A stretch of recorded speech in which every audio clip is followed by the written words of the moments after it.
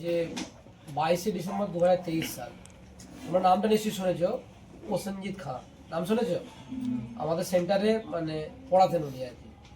তো 22শে ডিসেম্বর উনি আমাদের ছেড়ে চলে গেছেন। আমি মারা গেছে ওই ওয়ার্ডটা বলবো না, কারণ 23-24 বছর বয়সে কোনো একটা ছেলে মারা গেছে এটা বলা সত্যি খুব কষ্টের। আর ওই একটা ছবি যে আমরা ছবি দেখেছিলাম, কিন্তু ছবিটা আমার মনে হয় সেন্টারে রাখা আমাদের কাছে খুব কষ্টের। প্রত্যেক দিন একটা দেখা, একটা বয়স্ক লোক 60 বছর বয়সে মারা গেল।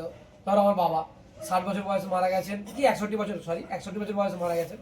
ওটা হয়তো কষ্টের, কিন্তু তবু ওটা মেনে নেওয়া যায়।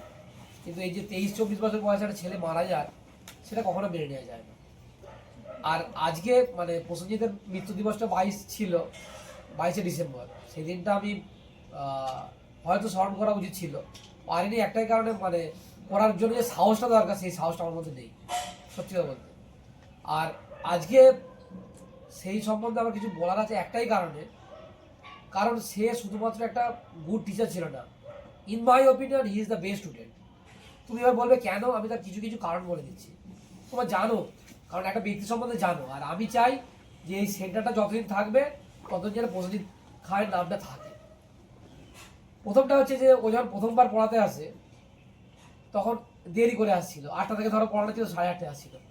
এবার ও ভাবছে আমি ওকে খুব ঝাড় দেবো। ও আসতে বললাম ওকে বুঝিয়ে যে দেখো তুমি এলে তোমার ইমেজটা খারাপ হবে, আমি অনেক দিন ধরে পড়াচ্ছি, আমার ইমেজটা হয়তো খারাপ হবে।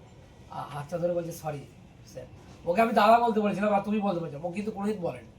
ও সবসময় আপনি বলতো, আর এবং স্যারও বলতো। ও বলছে যে আমার মতো বয়সী ছেলেদেরকে আপনি পড়াবেন, আর আপনাকে আমি দাদা বলবো কী করে। This is the good quality. এবং তোমরা আমার ফেসবুকেও দেখতে পারো যে স্টুডেন্টদের সঙ্গে টিচারদের একটা ম্যাচ হয়েছিল, এবং সেই ম্যাচে প্রসেনজিৎ খুব ভালো খেলেছিল। এবং আমরা সেই ম্যাচে টিচাররা স্টুডেন্টদেরকে 7-5 গোলে হারিয়ে দিয়েছিলাম। মানে আমাদের বয়সটা ধরো, খেলার বয়সটা আমরা টপকে আসছি, যদিও আমাদের বয়সে আমরা খেলতে পারি, তবুও প্রসেনজিৎ খুব ভালো খেলেছিল। কিন্তু ও সবসময় বলছে স্যার আপনি খুব ভালো গোলকিপার করেছিলেন, আমরা জিতেছিলাম। মানে ভাবো, একটা লোক যার বেশি ক্রেডিট নেওয়া হচ্ছে সে না নিয়ে সে সবাইকে বলছে। আর সব থেকে বড় হচ্ছে তার ডেডিকেশন। কোনো সময় দেরি করলে স্যার আমার দেরি হয়ে গেছে।